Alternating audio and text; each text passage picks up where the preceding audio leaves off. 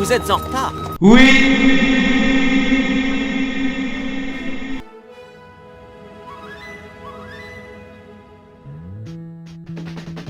Wouah, ça y est, bonne année, bravo. Wouah, ça y est, 2023, c'est terminé. Et il est temps, messieurs, dames, de dresser un bilan. PowerPoint Presentation! Yes! Je suis très content de la faire, cette vidéo, même si, par contre, malheureusement, je suis un petit peu malade, j'ai un gros rhume. Mais bon, faut bien que je la tourne, hein, sinon elle va sortir en avril et c'est un peu tard, quoi. Donc, j'ai un gros rhume, donc si vous entendez des blablabla, bon, désolé, pardonnez-moi pour ça. Alors, qu'est-ce que c'est que cette vidéo? Bah, c'est le classement purement objectif, hein, voilà, chiffré, staté des superstars de la WWE de cette année. Voilà, alors que sur le roster principal, par contre, parce que bah, j'ai pas vu NXT pendant 6 mois et je peux pas vous parler d'un truc que j'ai pas vu. Donc ce sera que le roster principal. Mais bon, en vrai, de toute façon, c'est pas très grave, puisque bon, j'imagine que le tiers des gens qui vont regarder cette vidéo ont effectivement regardé NXT cette année. Donc est-ce que ça va changer quelque chose? Mais... Alors oui, j'ai recueilli des chiffres et des stats toute l'année, il est enfin temps de les sortir des cartons pour vous présenter tout ça. Bon, je vais expliquer rapidement comment ça fonctionne au niveau des stats. Alors, globalement, c'est assez simple, hein. Pour vous faire rapidement, les superstars, ils ont plusieurs moyens de gagner des points. Il y a les matchs qu'ils vont faire, forcément. Il y a aussi tous les segments, toutes les promos et même juste les apparitions qui sont pris en compte. Ce qui fait que c'est pas forcément parce que quelqu'un est très haut que c'est quelqu'un qui a fait de la qualité cette année. Enfin, c'est plus quantitatif que qualitatif. Mais bon, j'imagine que si on voit quelqu'un beaucoup à l'écran, c'est que c'est bien. Enfin, j'imagine, ce serait logique, non? Comment ça, non? Donc voilà, sans plus attendre, je vous propose ce top 50. Oui, 50, parce que si on descend un peu plus bas dans la liste, il n'y a pas trop de trucs intéressants à dire. Déjà que les premières entrées du top vont pas forcément vous faire rêver, hein. Justement, puisqu'on en parle, tiens, qui est en numéro 50 sur cette liste? C'est Piper Niven. Oui, j'imagine que c'est pas quelqu'un à qui on peut penser tout de suite, hein, parce que l'année de Piper Niven, c'est pas un truc extraordinaire. Ancienne moitié des championnes par équipe féminine, Piper Niven est la seule personne de l'année à avoir fait l'exploit d'avoir eu les titres sans avoir eu de match de championnat. Bravo! Elle a récupéré les titres en août après le départ de Sonya Deville qui était championne avec Chelsea Green, après que celle-ci se blesse et laisse sa ceinture. Et la manière dont elle l'a récupérée est assez originale. En gros, pour résumer, elle a pas fait exprès. Chelsea Green, elle avait pas d'équipière. Piper Niven, elle est venue pour autre chose. Et puis, tiens, attends que t'es là, tu veux un titre? Ah bah oui, bravo, c'est bien. Bon, bref. Avant d'avoir été championne, son année, elle a pas été dingue. Elle a eu quelques petites opportunités pour avoir des chances au titre féminin de Raw, mais elle a jamais réussi à rien concrétiser. Sinon, elle a eu des petits matchs de bas de cartes pas très intéressants. En tant que championne, bah c'était pas forcément mieux, hein, parce qu'avec Chelsea Green, elles ont défendu leur titre 3 fois entre août et septembre, dont une à NXT. Et finalement, elles ont perdu les titres là, il y a quelques semaines, contre Katana Chance et Kaden Carter. Donc voilà, pas de grosses histoires, pas de grands matchs. Si Piper Niven est dans le top 50, c'est de la même manière que elle a hérité les titres, quoi, c'est-à-dire par accident. Putain, mais qu'est-ce que t'as foutu là? C'est un accident. Mais qu'est-ce que t'as fait? C'est un accident, putain, j'ai entendu du bruit. Pris la ceinture. Je pouvais pas savoir. Un accident! En numéro 49, nous avons Zelina Vega. Toute première année intégralement face de Zelina Vega sur le roster principal. Elle est revenue au Royal Rumble de cette année après une pause de 9 mois pour se lancer dans un nouveau personnage, très loin de la Queen Zelina qu'on avait eu l'an dernier.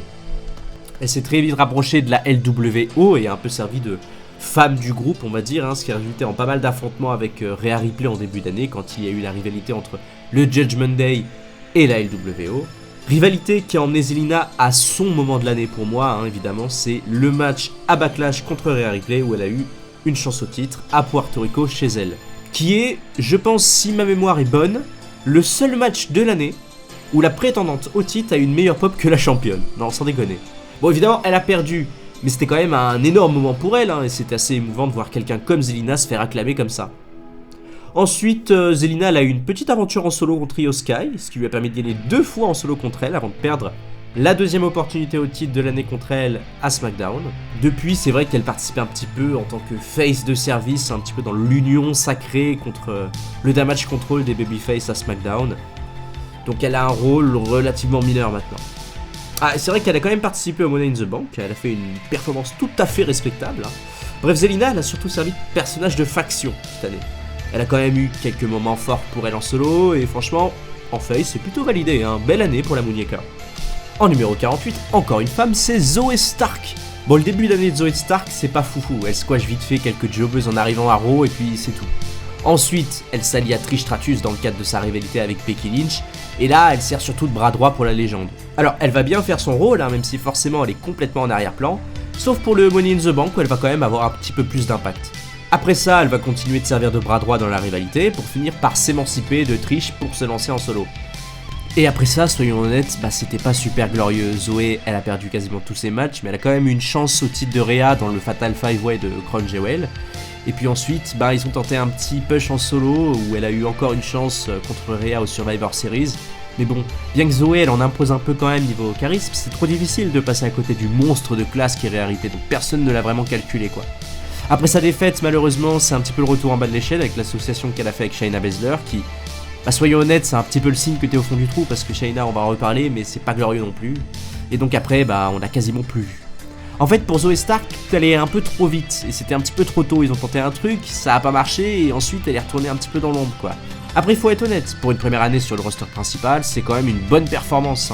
C'est une première année, donc oui, difficile de s'imposer super vite, mais je sens que petit à petit, ils réussiront bien à en faire quelque chose. En numéro 47, nous avons AJ Styles. Alors AJ Styles, son début d'année, déjà il commence tard, en mai. Donc il n'y a pas d'histoire avec WrestleMania, il n'y a pas de grosse storyline, non. Mais il revient quand même assez fort pour le tournoi du nouveau titre World Heavyweight d'Euro. Il va se qualifier pour la finale qu'il va perdre au profit de Seth Rollins à Night of Champions. Donc quand même, gros retour. D'ailleurs ce match, c'est vraiment pour moi son moment de l'année. C'était vraiment au niveau de l'enjeu, c'était vraiment bon. Après il s'est lancé en rivalité avec Karrion Kross et c'était pas super intéressant. Puis ensuite il s'est lancé dans sa grosse rivalité avec la Bloodline.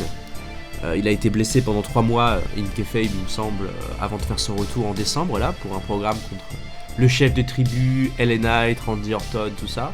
Ce qui va être un petit peu le gros programme de SmackDown de cette fin d'année, et surtout du début d'année prochaine, mais bon ça, on va pas en parler vu que c'est actuel. Enfin bref, AJ Styles c'est des moments forts, mais beaucoup d'absence et des périodes de creux, ce qui explique sa place aussi basse. En numéro 46, c'est Logan Paul. Et là oui, je sais que tous les gens qui ont arrêté le catch ces 2 dernières années viennent de dire quoi devant leurs écrans, mais oui, Logan Paul, le Logan Paul des réseaux sociaux, il est bien à la WWE et en plus il fait un super taf. À la WWE, il joue son propre rôle, ce qui fait de lui un super heel, et en fait, il a eu une année parfaitement maîtrisée au niveau de ses promos et de ses performances dans le ring. Alors Logan, il a pas beaucoup catché, et il a pas été beaucoup à l'écran, mais à chaque fois, c'était super. Il a fait le Rumble où il a directement commencé sa grosse rivalité de l'année avec Seth Rollins, puisqu'il va l'éliminer. Et ensuite ils vont s'insulter par promo interposés dans des segments vachement bons. Logan il va venir provoquer l'élimination de Rollins dans l'Elimination Chamber en lui mettant un stomp. Et ils vont aller s'affronter à WrestleMania, rien que ça. Et Paul il finira par perdre sa rivalité là-bas. Mais bon, j'en parle comme ça, mais son match à Mania et au Rumble c'était vraiment bon, Le gars il a envoyé du bois. D'ailleurs au Rumble il a eu un magnifique spot avec Ricochet, que bon, tous ceux qui ont vu n'ont pas pu oublier, ce qui va mener à sa deuxième rivalité de l'année, donc avec Ricochet. Rivalité qui vont les mener à SummerSlam où Paul va cette fois-ci remporter la guerre. Après ça, évidemment, il y a son grand moment de l'année, parce que là c'était que l'apéritif. À Crown Jewel, il va affronter Rey Mysterio pour le titre des États-Unis et il va gagner. Bon, en trichant, mais quand même. Et remporter du coup son tout premier titre à la WWE, titre qu'il possède toujours actuellement. Donc oui, Logan Paul là, tout de suite, là il est champion à la WWE. Et c'est sûr que si vous avez laissé le catch de côté pendant un certain temps, c'est quand même une grosse news. Bon après son règne pour le moment c'est pas foufou, Il n'y a pas eu de défense, il y a peu d'apparitions, et on sent que ça va pas durer très longtemps. Mais quand même, belle perf globale. En numéro 45, on va en parler très rapidement, quelqu'un qui n'a pas survécu à l'année, c'est Matt Riddle. Et ouais, c'est le seul dans la liste qui a été viré et qui est plus à la WWE, donc je vais pas trop en parler. Je reviens très rapidement sur son année, qui s'est finie du coup en début septembre, et globalement il a beaucoup tourné autour du titre de Gunther sans rien concrétiser. Il s'est pas mal mis en alliance aussi avec Kevin Owens et Sami Zayn contre la Bloodline, et puis voilà quoi, j'en parle pas plus parce qu'il est plus là, donc ça sert vraiment plus à rien quoi. Mais il a été beaucoup actif avant son licenciement, donc c'est pour ça que malgré un tiers de l'année absent, sans lui, il est en haut de la liste. En numéro 44, je n'ai aucune idée de ce qu'il fait ici, mais c'est Ivar. Ivar sans Eric. En fait Ivar il a passé son année à jobber, contre un petit peu toutes les équipes possibles et imaginables. Les Brawling Brutes, les Street Profits, les OC, un petit peu le New Day, beaucoup Alpha Academy, et puis même s'il a beaucoup perdu, il a gagné un petit peu ici et là, tu vois. Donc globalement, Ivar c'est le remplissage sans vraie histoires, mais le mec il catch beaucoup. Donc malgré son omniprésence, parce qu'il a quand même participé à 28 matchs cette année, ce qui est vraiment colossal, bah, j'ai pas grand chose à dire. En fait, le gros problème des gens comme Ivar, c'est que le championnat par équipe, bah, il est actuellement indisponible, parce que depuis 2 ans, ils sont réservés au main event, vu qu'ils sont unifiés. Donc les gars comme Ivar qui se battent en équipe, ils ont pas de championnat à aller chercher, donc ils ont pas d'histoire à raconter. Exactement comme le 43ème qui est Otis, mais sans Chad Gable, parce que Chad Gable, c'est un cas un peu particulier, on en parlera un petit peu plus tard. Mais Otis, c'est la même chose qu'Ivar. Le gars, il a beaucoup catché, il a aussi eu 28 matchs cette année, mais il en a eu quelques-uns à NXT, donc c'est pas compté. Si c'était le cas, il aurait eu quelques places de plus, parce que finalement, NXT, c'était peut-être ses programmes personnels les plus pertinents de l'année, quoi. Donc oui, il a été beaucoup présent, mais il n'a pas eu de moment marquant, pas comme son partenaire. On va dire que son moment le plus important de l'année, c'était peut-être à WrestleMania, dans le Fatal 4-Way en équipe. C'était un match sans enjeu, sans histoire, mais qui était super bien à regarder. Bref, Otis, il a surtout servi de jobber, avec ses 25 défaites sur 28 matchs, ce qui est vraiment énorme. En numéro 42, bon, là c'est vrai qu'il y a eu quelques noms pas super pertinents, voilà, Ivar, Otis, Riddle et tout, j'ai pas grand chose à dire, donc on va un petit peu changer de... Non, je déconne, on va parler de Natalya. Bah ouais, moi aussi je suis aussi surpris que vous, mais Natalya, on a tendance à l'oublier, mais elle a eu plein de choses à faire cette année. Il y a eu le Rumble, l'Elimination Chamber, et je pense que d'ailleurs c'était sa meilleure performance de l'année. Il y a eu le Fatal 4-Way par équipe à WrestleMania, une opportunité au titre de Rhea à Night of Champions, je suis sûr que vous aviez tous oublié, surtout que ça a duré qu'1 minute 10, alors bon, forcément. Elle a eu un shot pour le titre de NXT de Becky Lynch, une opportunité au titre féminin par équipe aussi, enfin bref, plein de choses assez importantes, sauf que vu que c'est jamais le personnage principal de tout ça, et qu'elle a tout perdu parce que bah, y a pas de projet quoi, c'est Natalya, elle sert un petit peu de remplissage quand il y a besoin. Donc voilà quoi. Bah oui, après on est encore qu'au numéro bas, donc parfois il y a des gens qui se glissent ici, parce qu'on les voit beaucoup, même si c'est pas très intéressant. On va sauter le numéro 41 parce que c'est quelqu'un qui est en équipe et on en parlera un tout petit peu plus tard pour passer directement au numéro 40. Et c'est peut-être la personne qu'on a vue le moins longtemps dans l'année qui est le plus haut, c'est JD McDonough. Et ouais, parce que son année elle s'étale seulement d'août à décembre. Alors avant août, JD McDonough il était en vacances parce qu'on l'a pas vu du tout. Alors il se greffe assez rapidement au Judgment Day quand il arrive sur le roster principal via Finn Balor qui est du même coin que lui et avec qui il est pote depuis longtemps. Et il se met un petit peu à devenir la chair à canon du Judgment Day. Globalement, il a passé son temps à se faire casser la figure pour ses copains. D'ailleurs, si vous voulez un petit trivia, sur le roster principal, JD McDonough, c'est 11 défaites pour une seule victoire. Alors oui, forcément, ça le met pas trop en avant parce qu'il sert surtout de jobber pour le clan le plus fort de la WWE. Oui, le clan le plus fort, venez pas me parler de la Bloodline. Mais en soi, pour un gars qui sort à peine de NXT et qui a eu sa première année sur le roster principal, avoir eu autant de temps à l'écran que lui, c'est assez impressionnant. Même s'il perd tout, bah au moins il est là et il est assez mis en avant pour qu'on se souvienne de lui. Son moment de l'année pour moi quand même, je pense que c'est sa participation pour les Wargames. C'est un peu le match le plus important auquel il a participé. Mais en soi, il n'y a pas eu de moment très waouh, à part peut-être sa première agression sur Sami Zayn pour gagner la confiance du Judgment Day. Donc JD McDonough, voilà, un personnage un peu en arrière-plan, mais qui réussit à se greffer petit à petit sur le roster principal et on sent que ça va progresser un peu plus pour lui l'année prochaine. En numéro 39, c'est Butch. Bon, promis, on a bientôt fini de parler des jobbers. Parce que oui, Butch, c'est du jobber de compétition. 19 défaites pour 4 victoires. Bon, après, c'est dommage parce que Butch, il a eu quelques moments sympas à NXT, donc il aurait été un peu plus haut si ça avait compté. Mais bon, pas de bol, bah ça compte pas, MDR. Alors Butch, son début d'année, bah, c'est surtout les Brawling Brutes avec Sheamus et Ridge Holland. Il y a eu pas mal de rivalités contre Imperium, il y a eu un peu de rivalité contre les Viking Raiders, et il y a eu beaucoup de rivalités contre les Pretty Deadly, dont j'aurais adoré vous parler, mais ils sont trop bas malheureusement. Puis les Brawling Brutes, ils ont fini par se séparer. Butch, il a eu quelques petites rivalités en solo par-ci, par-là dans l'année, il en a eu contre LA Knight aussi, notamment en avril. Il s'est qualifié pour le Money in the Bank, il a fait une bonne performance dans le match. Après, c'est pas son moment de l'année pour moi. Mais c'est surtout sa défaite récente contre Dragon Lee pour le titre nord-américain, autour duquel il a un petit peu gravité cette année, vu qu'il a eu aussi sa chance contre Dominic. Bref, encore pas de grosses histoires ou de grosses rivalités, mais quelqu'un qui a énormément catché quand même, d'où sa place assez haute dans le classement. En numéro 38, c'est Bobby Lashley. Drôle d'année pour Bobby Chou qui a eu un parcours un petit peu en dents de scie. Alors, ça commence assez fort parce qu'il a fait une grosse performance au Royal Rumble, il va éliminer Brock Lesnar pour se lancer en rivalité avec. Alors la construction de la rivalité, elle était superbe, il y a eu des face-off, des promos, c'était trop cool. Mais je crois que c'est aussi la pire fin de rivalité de l'année. En fait, il y en a pas vraiment eu. Ou alors j'ai peut-être raté quelque chose. Mais en gros, il y a eu un match qui, sur le papier, était un vrai choc entre les deux à Elimination Chamber. Et Lesnar, il a triché, il a mis un coup dans les parties de Bobby. Et du coup, Bobby l'a gagné par DQ. Et puis voilà, ils se sont jamais recroisés après. Voilà, si c'est pas la pire fin de rivalité de l'année, je sais pas trop ce qu'il vous faut, mais bon. Après cette fin goût testiboulesque, Lashley il est allé gagner la bataille royale d'André le Géant avant Mania. Vous savez, c'est le titre qu'on donne à quelqu'un quand il n'y a pas de programme. Voilà. Cette année, c'était pour Bobby. Après, c'est un peu compliqué parce que on sent qu'il y avait un début d'histoire avec Bray Wyatt, mais bon, ça s'est jamais fait pour les raisons que vous savez probablement.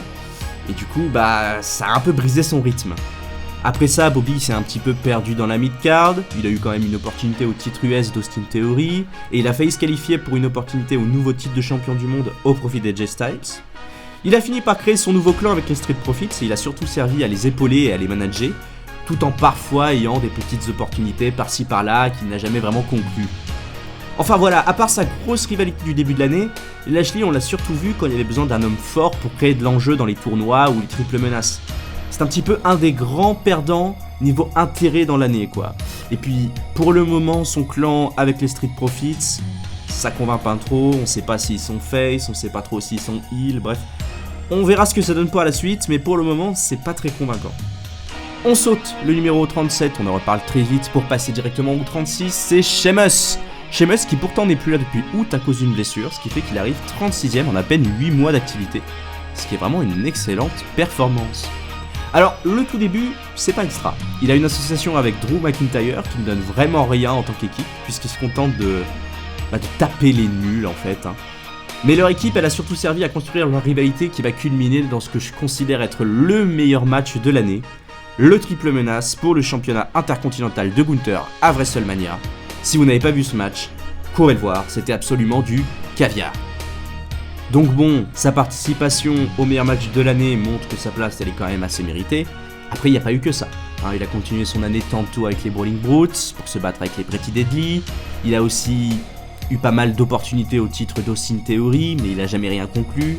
Et enfin son dernier moment avant sa blessure, mais pas des moindres, c'est qu'il est l'homme qui a partagé le dernier match de Edge à la WWE dans un moment plein d'émotions, qui était quand même assez épique.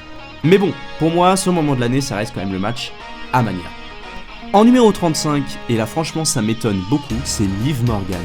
Bah ouais, elle c'est un petit peu comme Sheamus, elle est blessée donc elle est plus là, sauf que c'était encore un petit peu plus court puisqu'elle est blessée depuis juillet.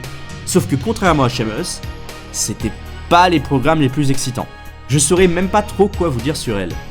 C'est vrai qu'elle a été 2 fois championne par équipe avec Raquel Rodriguez, et peut-être que c'était les moments les plus intéressants pour les titres, mais bon, mieux que pas bien, est-ce que c'est vraiment un bon bilan ? Je sais pas trop quoi. Non, il n'y a pas eu grand chose d'intéressant avec Liv Morgan, mais sa présence dans plusieurs PPV, le Rumble, Elimination Chamber, Mania, où elle a servi à chaque fois de personnage secondaire, l'ont bien aidé, sachant qu'elle a eu aussi beaucoup de matchs en weekly. Donc, à chaque fois, c'était pas horrible, mais c'était pas très intéressant. Donc bon, Liv Morgan, c'est un petit peu une rescapée. Ça m'embête de la mettre aussi haut, vu qu'elle n'a pas brillé ni marqué les esprits, mais les stats, parfois, c'est comme ça. En numéro 34, on a la terreur de la mid-card, l'homme qui squash plus vite que son ombre, mais qui n'a jamais réussi à convaincre, Bronson Reed. Alors oui, le gars il a passé son temps à squash tout le monde, pour un total de 17 victoires en weekly cette année. Mais dès qu'il y a un enjeu, alors là, il n'y a plus personne. Bronson Reed, c'est une énigme. C'est un peu le grand d'une classe de CE2 quoi. Il tape les petits et dès que les adultes arrivent, il se prend une fessée. Globalement, c'est ça. Alors y a pas de souci, mais c'est quand même un petit peu déprimant de faire une quinzaine de squash en weekly pour derrière perdre l'Elimination Chamber, le match triple menace avec Lashley et Austin pour le titre US, la qualification pour les Money in the Bank contre Nakamura, le match pour le titre de Gunther, le match pour le titre de champion nord-américain, et dans le même temps passer son temps à squash Ivar, Chad Gable, Akira Tozawa. Bon, il va falloir aller un petit peu plus loin que ça, monsieur Reed, hein. En numéro 33, nous avons la moitié d'Imperium, Ludwig Kaiser. Et du coup, son compagnon Giovanni Vinci était le 41ème sur la liste. Je peux pas vraiment les séparer, sachant qu'ils ont une année très similaire. C'est Ludwig Kaiser, il est un petit peu plus haut, c'est parce qu'il a eu plus de matchs en solo, et c'est surtout pour sa présence au micro, parce que c'est un petit peu l'homme qui parle d'Imperium. Alors évidemment, Imperium, ils ont été beaucoup éclipsés par leur leader Gunther, et ils ont souvent été là pour lui donner un coup de main. donc je ne vais pas trop en parler parce que c'est assez secondaire dans les histoires de Gunther. Ils sont surtout contentés d'affronter en 1v1 les futurs adversaires de celui-ci, et en général, ils ont perdu. En tant qu'équipe, Imperium, ils souffrent comme les autres d'absence de compétition, alors il n'y a pas eu de grosses histoires. Il y a quand même eu une rivalité avec Alpha Academy qui a duré très longtemps entre les deux équipes, avec parfois des moments assez sympathiques, surtout lorsque Ludwig Kaiser et Maxime Dupri ont eu des échanges un petit peu rigolos. D'ailleurs cette année, je trouve ils n'ont pas laissé assez de temps à Kaiser de nous régaler au micro, et c'est un petit peu la grosse déception vis-à-vis de ça, parce que le gars il a un talent fou et malheureusement on l'exploite pas assez là-dessus. Donc c'est assez dur de retracer leur année en tant qu'équipe, puisqu'il n'y a eu aucun match vraiment important, sauf un seul, et encore, c'était un match sans Giovanni Vinci, où il y avait Gunther et Ludwig Kaiser qui ont eu une opportunité au titre de Kevin Owens et Sami Zayn. Mais c'est un petit peu de la triche, parce que c'est Gunther et pas Giovanni Vinci. Sinon il y a eu beaucoup de petites rivalités, souvent contre des équipes sans trop de raison, et aussi comme je l'ai dit, ils ont beaucoup servi d'apéritif aux futurs adversaires du champion intercontinental. Après, Imperium nous a quand même permis un truc cette année qui personnellement m'a beaucoup touché, c'est qu'ils ont un petit peu provoqué la réunification du DIY. Alors c'est cool, bon malheureusement DIY, ok ils sont là, mais malheureusement ils ne servent à rien, mais c'est déjà ça, voilà, on voit le bien un petit peu partout. Non franchement vivement qu'ils split un petit peu les ceintures par équipe, parce que ça manque d'histoire et de compétition. En parlant de split les ceintures par équipe, je connais le numéro 32 à qui ça profiterait beaucoup, c'est Montez Ford et son collègue Angelo Dawkins, qui lui est en 37ème. Bon voilà, les Street Profits c'est le même destin que toutes les autres équipes. Je vais sans doute me répéter encore. Il n'y a pas d'histoire, il n'y a pas d'enjeu, donc il y a peu de rivalité, donc c'est peu intéressant. Alors si Montez Ford est plus haut, c'est pour son meilleur moment de l'année pour moi, c'est sa participation assez folle à l'Elimination Chamber en début d'année, où personne ne l'attendait et où il a vraiment brillé en solo. Pour Angelo, ce serait plus le Fatal 4-Way à WrestleMania dont j'ai déjà parlé, mais qu'ils ont gagné. En termes d'histoire, les Street Profits y sont passés heel cette année en s'associant lentement mais sûrement avec Bobby Lashley. Une association qui en vrai pour le moment n'a rien donné de bien concluant comme je l'ai déjà dit, mais qui a permis la rivalité avec la LWO, qui a donné au final un match assez intéressant avec Carlito, Mysterio et Santos Escobar contre les Street Profits et Bobby Lashley. Du coup, une association qui je trouve dessert un petit peu les Street Profits, qui servent maintenant plus de bras droit sans grande personnalité à Lashley. Alors que je me rappelle l'an dernier, Montez Ford était sans doute un des chouchous du public et un des gars qui grimpait le plus. Donc voilà, les Street Profits, au final beaucoup de matchs en vrai. En termes de catch, c'était excellent. Il y a eu beaucoup de bons matchs, mais voilà, une équipe, pas de titre, donc peu d'intérêt. En numéro 31, nous avons Ricochet. J'en ai déjà dit un petit peu sur lui, mais ça vaut quand même le coup de repasser vite fait sur son année. Faut dire que Ricochet, c'est pas la personne qui a eu le plus de temps d'écran à la WWE cette année. Il a commencé avec Braun Strowman par équipe, et c'était pas super glorieux parce que leur palmarès n'a pas été super reluisant, ils ont eu énormément de défaites. Et globalement, ils se sont battus avec les autres équipes, quoi. Encore une fois, sans vraies histoires. Je sais que j'ai l'impression de beaucoup dire la même chose, mais cette année, c'était vraiment une année assez catastrophique pour la division Tag Team.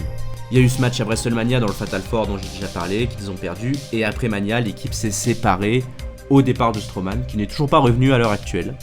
Et Ricochet, il s'est lancé un petit peu plus en solo. Il a participé au Money in the Bank, et il a eu sa rivalité dont j'ai déjà parlé un peu plus tôt avec Logan Paul. À part ça, Ricochet, il a été assez présent dans la mid-card, il y a eu quelques petites histoires qui sont jamais vraiment allées loin avec Nakamura, avec Bronson Reed et avec d'autres gens de la mid-card. Et finalement, si on réfléchit un petit peu, on peut dire que Logan Paul, il a eu raison. Pour expliquer ça, lors de la meilleure promo de l'année impliquant Ricochet avant SummerSlam, Logan Paul a expliqué que Ricochet, c'est bien, mais qu'en réalité, c'est juste un mec spécialisé dans les highlights et les rediffs TikTok. Et en fait, c'est pas faux. Quand on voit l'année de Ricochet, c'est clairement ça. Des super highlights, des moments super bien, mais rien de pertinent, quoi. En numéro 30, encore un jobber, voilà, quelqu'un qui a eu 20 défaites pour 5 victoires cette année, mais par contre, un jobber de qualité. Je parle évidemment du Miz, le A-lister. Alors oui, si le Miz il est si haut, c'est déjà à cause de son grand nombre de matchs, mais aussi pour tous les segments, toutes les promos, tous les Miz TV qui ont finalement eu beaucoup de temps d'antenne. Alors il a servi un petit peu de heel de service pour la majorité de l'année. Le Miz il a fait du Miz pendant genre 10 mois, ayant moult petites histoires avec pas mal de monde, servant surtout au final de punching ball. Après le Miz c'était une super année, j'en parle comme ça semble pas super reluisant, mais franchement, il a porté la plupart de ses rivalités. Il a fait super bien son rôle de méchant qui met en avant les gentils. Il y a eu plein de promos mémorables. Je pourrais pas vous citer les plus marquantes, sauf peut-être une, c'est peut-être les différentes promos qu'il a eu avec LA Knight cette année. En même temps, vous mettez un expert du micro, un mec qui a construit sa carrière là-dessus, contre un génie du micro, forcément, ça fait des gigas d'étincelles, quoi. Let me talk to you. Yeah, I got my wannabe tough guy, big bass voice on, so you know I mean Ben Nats. Yeah, cause Papa don't play that. Yeah, nah, yeah, I'm a dangerous man. Yeah, so dangerous. Yeah.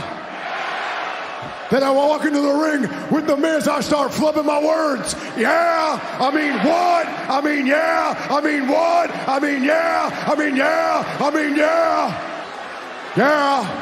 Sa rivalité avec LA Knight, c'était pour moi son meilleur moment de l'année au micro. En revanche, son meilleur moment de l'année au Miz, c'est évidemment son face turn et sa rivalité contre Gunther. Il a eu 2 matchs de championnat très serrés où franchement il a donné aux gens l'envie d'y croire. Et venant du Miz, c'est un putain d'exploit quoi. On va faire une petite pause, nous sommes au numéro 30, on va d'abord parler de certaines personnes pour qui j'aimerais glisser quelques mots, qui n'ont pas réussi à se hisser dans le top 50. C'est un petit peu les mentions honorables finalement, je pense à des gars comme Tommaso Ciampa, qui n'ont pas réussi de peu à faire leur place, mais qui ont eu une bonne année. Ciampa, il a pu reformer DIY avec Gargano, et par exemple il a eu le meilleur match pour moi peut-être en weekly de cette année avec Gunther pour le titre intercontinental, et pour moi c'était important de le notifier. On peut penser à Grayson Waller aussi, qui a eu une année assez sympathique, surtout qu'il est arrivé un petit peu au milieu de l'année, il est en 58e position. Alors Waller c'est un petit peu comme le Miz, mais en un petit peu moins attachant. Mais quand même le gars il a eu une année assez correcte pour le temps où il était là. 2023 évidemment c'est aussi une année pleine de retours. Je peux évidemment pas passer à côté du retour de Randy Orton, le retour du Rock aussi, et le retour évidemment de la bombe nucléaire qui était R-Truth. Ah oui, et puis CM Punk aussi. Kane, my bad. New Orleans, I'm sorry. Y'all be good. J'aimerais parler un petit peu de Dragon Lee, voilà, je le mentionne, qui est arrivé en fin d'année sur le roster principal et qui est en train de tout exploser. Et puis on peut glisser un petit mot pour Lesnar, voilà, qui a pas eu une année de fou, surtout qu'il a eu une rivalité horrible avec Omos, mais qui a fait le café contre Cody, même si c'était un petit peu loin à mon humble avis. Au moins il a pas eu une mauvaise année, et un Lesnar avec une année correcte, c'est toujours ça de prix. Il y a eu les Pretty Deadly aussi qui ont fait leur retour avec le rétablissement de Elton Prince, qui nous ont offert des segments que je considère comme faisant partie des plus drôles de l'année. En particulier, je sais pas si vous vous souvenez du Elton Strong, ça c'était vraiment du caviar. Voilà, après c'est une toute petite parenthèse que je fais sur quelques noms. J'aurai en revanche un petit peu plus à dire, je pense, sur les avis défavorables et les mentions déshonorables de cette année. Mais on reviendra là-dessus un petit peu plus tard. En numéro 29, un cas assez difficile, on va parler de Shayna Baszler. Et Baszler, elle a eu une année un petit peu à l'image des autres années. C'est-à-dire quelqu'un qui n'a pas la place qu'elle mérite. Je vais être franc, pour moi Baszler, normalement, ça devrait être une main eventeuse, sauf que la WWE n'a toujours pas envie de lui faire confiance. Donc cette année, Baszler, elle est restée bien au chaud dans la mid-card au lieu de représenter la réelle menace qu'elle devrait incarner.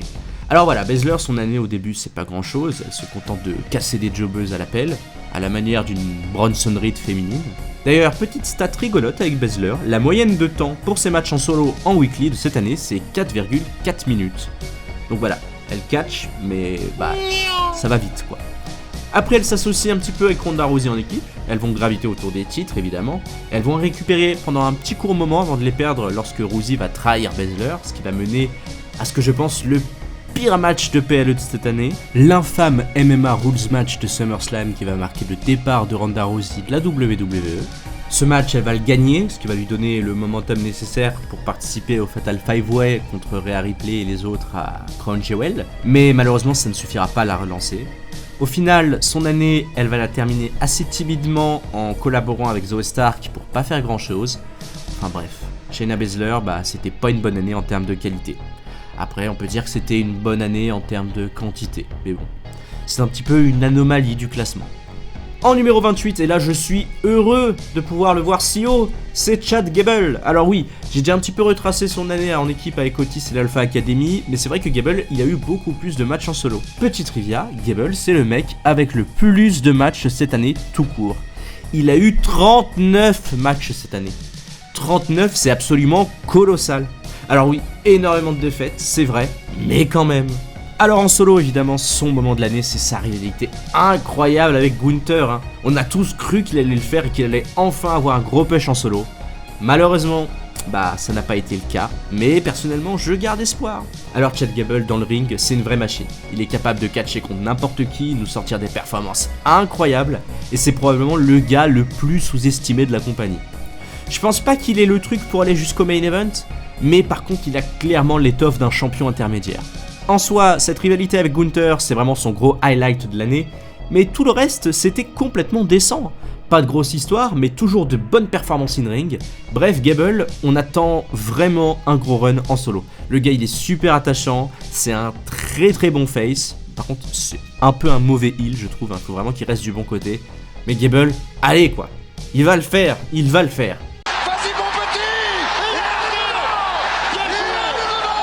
En numéro 27, c'est la leader du Damage Control, Bayley. Alors oui, j'ai dit la leader, mais dans son groupe, c'est pas elle qui a le plus brillé dans l'année. En réalité, elle sert surtout à donner de l'aura et de la crédibilité à ses partenaires. Bayley, c'est surtout beaucoup de matchs et c'est la voix du Damage Control dans les promos. C'est surtout en tant qu'entité et chef de son groupe qu'elle a brillé plutôt qu'en solo. Elle et son groupe, elles ont eu des histoires avec Lynch, avec Lita, ce qui les a menés à les affronter à Mania et de perdre. Elles ont ensuite eu beaucoup d'histoires avec les différentes babyface de la compagnie, comme Bianca Belair, Charlotte Flair, Shotzi. Et d'ailleurs, sa grosse rivalité perso de l'année, on va dire que c'est celle contre Shotzi, avec des angles qui n'étaient pas forcément les plus pertinents, mais qui ont eu le mérite d'exister. Il y a eu des histoires contre Zelina Vega, contre Asuka avant son turn et qu'elle les rejoigne. Et toutes ces confrontations l'ont mené à guider son équipe pour les Wargames en novembre. Wargames qu'elles ont perdu, mais ce match, je pense que c'est quand même son moment de l'année personnelle. En vrai, Bayley, on voit surtout qu'elle sert à mettre en avant Io Sky, et on imagine qu'au bout d'un moment, les deux elles finiront par s'affronter, car on sent que il y a pas mal de graines de discorde qui ont été plantées dans l'année. En particulier avec l'ajout de Asuka et le retour de Kairi Sane dans le groupe. Ça va péter! Donc oui, difficile d'entrer dans les détails avec Bayley, mais on aura l'occasion d'en reparler parce que vous vous doutez que ses compagnons et ses adversaires sont aussi dans le classement. En numéro 26, c'est Shinsuke Nakamura. Nakamura, c'est pas trop de trucs cette année, pas mal de programmes dans la mid-card, mais aussi des moments super. Alors, bon, son début d'année, c'est pas incroyable, hein. Il a eu sa première vraie rivalité, c'était avec Karrion Kross, et c'était pas super intéressant. Il a eu beaucoup d'affrontements avec Bronson Reed aussi, qui m'ont personnellement pas du tout marqué, et contre Ricochet, ce qui a donné de bons matchs, mais sans plus quoi. Non, sa grosse histoire cette année, c'est évidemment sa course au titre de Rollins, qui était vraiment pertinente en termes d'histoire et aussi très convaincante en termes de match. Une rivalité qui s'est magnifiquement finie sur un last man standing à Fastlane qui, à titre personnel, m'a vraiment retourné et m'a vraiment fait croire que Nakamura pouvait gagner enfin un titre majeur à la WWE. Cette année aussi, il a repris le mimic du Poison Mist, un Poison Mist rouge champ d'ailleurs, il faut le reconnaître, qui est assez classe.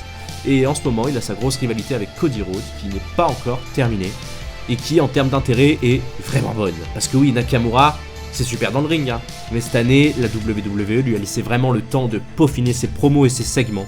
Et Nakamura, il nous offre à chaque fois des grands moments de promo qui pètent la classe. Donc ouais, Nakamura, il s'est surtout envolé à partir de juin. Avant, c'était assez vide, mais par contre, quand on le laisse briller, quand on le met vraiment dans de bonnes histoires, il fait de super boulot, quoi. En numéro 25, Chelsea Green. Forcément, j'allais en parler. La championne par équipe de l'année, voilà, même si j'ai déjà pas mal retracé son parcours en parlant de Piper Niven. Donc je vais pas trop m'étaler dessus. La plus grande championne d'un titre qui ne vaut rien. Faites ce que vous voulez de cette information. Et toc, remonte ton slibard, Lothar.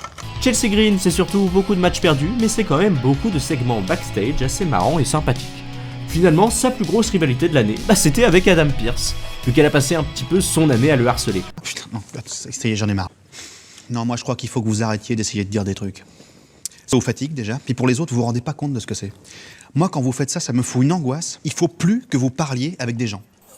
Ok. Donc c'était un petit peu marrant, voilà. En vrai, j'ai rien contre Chelsea Green. Au contraire, personnellement, je l'aime bien. Mais lui donner le titre de championne par équipe, c'était probablement une erreur, parce que déjà que les titres ne sont pas crédibles, les donner à un personnage à vocation comique comme Chelsea Green, ça n'a fait que les dévaloriser au cours de l'année. En numéro 24, c'est une des révélations de cette année, c'est Santos Escobar. Il est arrivé en fin de l'année dernière sur le roster principal, et mon dieu, quelle première année! Alors il s'est tout de suite démarqué comme étant le leader de la LWO avec ses amis de Legado del Fantasma, et il s'est rapidement allié à Rey Mysterio pour l'épauler dans sa rivalité avec le Judgment Day et avec son fils. Pendant quand même pas mal de temps, Santos il s'est retrouvé un petit peu dans l'ombre du Hall of Famer, mais il a toujours montré à chaque fois des très bonnes actions dans le ring. Grosse rivalité avec le Judgment Day, puis une petite période de creux pour l'équipe. Mais pas vraiment pour lui, parce qu'il va participer au Money in the Bank avant de repartir en rivalité, cette fois-ci avec les Street Profits et Bobby Lashley. Enfin, Santos, il va gagner la palme de l'action la plus débile de l'année. Alors si vous voyez pas de quoi je parle évidemment de ça, là.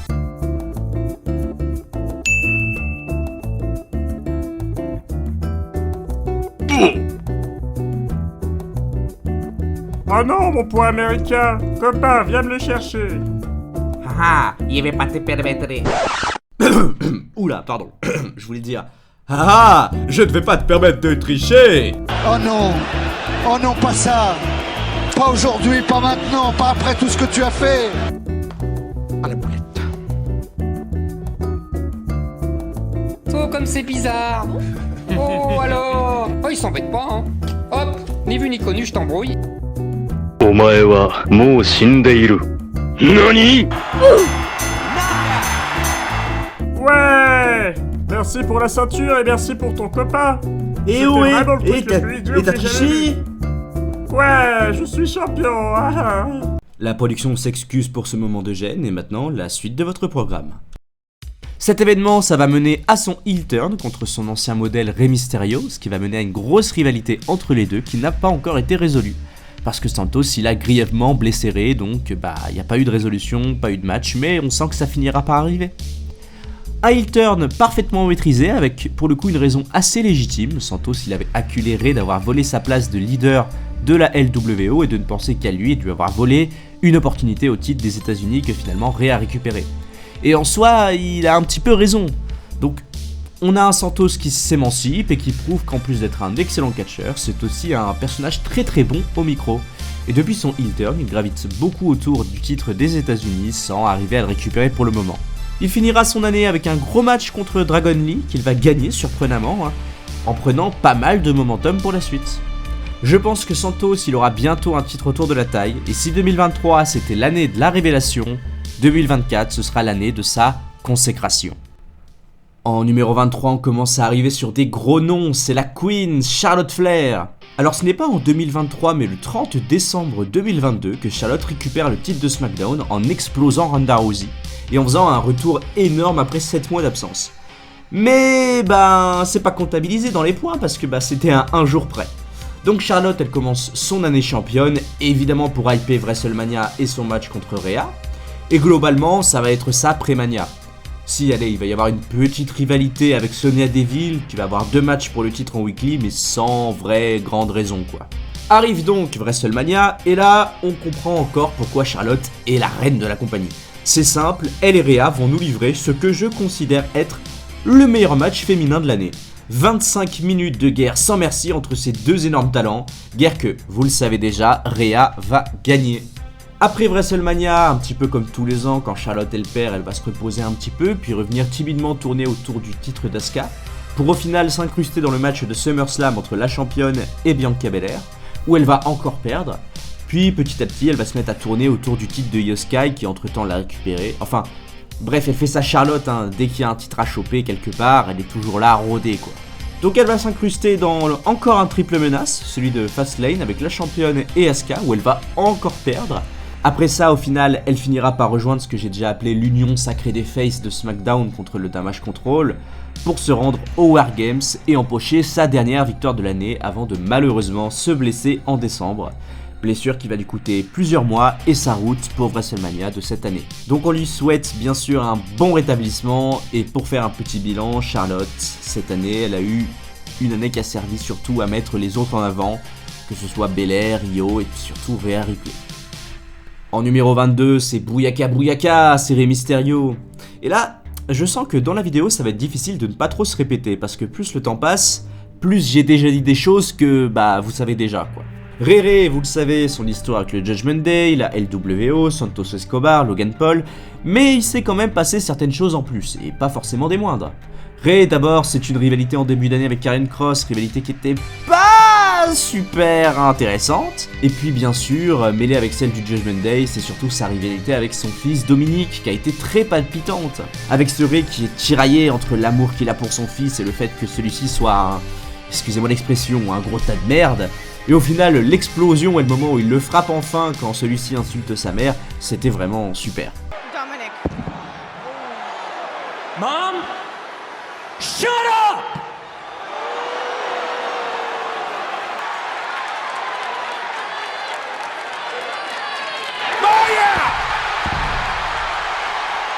Cette rivalité, elle va se conclure à Mania, où le père va mettre la fessée au fiston pour définitivement s'éloigner de lui. Et puis bien sûr, il gravitera ensuite autour du titre d'Austin Theory, qu'il gagnera, et enfin, je l'ai déjà dit, il va perdre ce titre à Crown Jewel face à Logan Paul à cause de Santos, blablabla. Après, malgré son titre, c'est ni son couronnement, ni son match à Mania qui est vraiment son grand moment de l'année. Son moment, c'est bien sûr son intronisation au Hall of Fame de la WWE, ce qui est bien plus prestigieux, je trouve, qu'un titre. Donc voilà, ça fait toujours du bien de voir Ray aussi bon, aussi mis en avant malgré ses 49 ans. 49 ans, mais il en fait toujours 35, hein, c'est assez fou. En numéro 21, la personne dont j'ai le moins envie de vous parler. C'est quelqu'un qui se retrouve super haut malgré des programmes vraiment très moyens. Raquel Rodriguez. Alors, c'est peut-être que moi, mais je trouve que Raquel, c'est un des personnages les plus fades et peu intéressants de la compagnie. Le truc, c'est qu'elle a eu beaucoup de grosses opportunités cette année. Elle a eu le Rumble, l'Elimination Chamber, elle a eu 3 opportunités au titre par équipe, qu'elle va gagner 2 fois avec Liv Morgan, et 2 opportunités au titre de Rhea Ripley. Donc, dit comme ça, c'est cool, sauf que bon, il n'y a jamais eu la moindre hype et le moindre intérêt pour ces matchs de mon côté. Je saurais pas trop dire pourquoi, mais Raquel, c'est fade.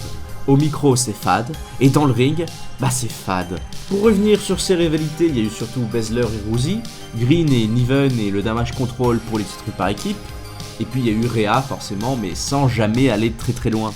Et en fin d'année, il y a eu une rivalité avec Nia Jax qui était